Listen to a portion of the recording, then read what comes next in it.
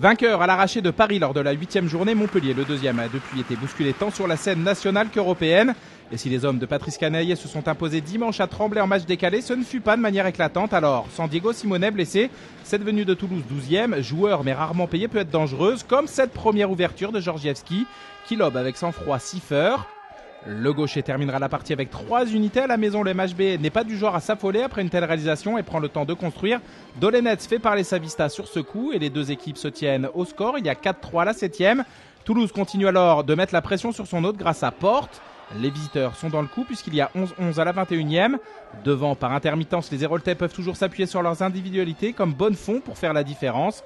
Mais dans le Money Time, ce sont finalement les Haut-Garonnais qui s'en sortent le mieux et prennent, grâce à Svizey, un but d'avance au moment de rejoindre les vestiaires.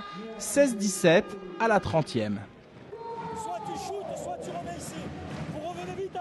En début de seconde mi-temps, les autres accélèrent le rythme. C'est encore Dolenets qui allume le feu avec cette nouvelle réalisation.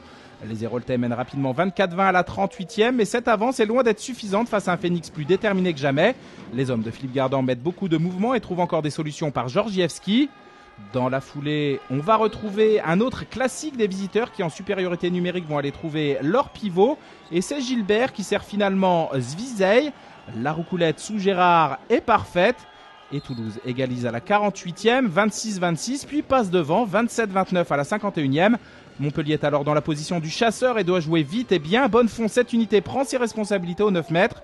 Toulouse peut alors sentir sur sa nuque le souffle de son poursuivant. Après avoir perdu quelques points dans ce type de situation, les partenaires d'Illich gèrent cette fois-ci parfaitement les ballons chauds. Et c'est l'ailier qui vient libérer les siens sur ce but qui scelle définitivement le score à 15 secondes du terme. 32-34, le Phoenix fait un coup énorme en s'imposant pour la première fois depuis 2004 à Bougnols et grimpe à la 11e place. Montpellier reste deuxième.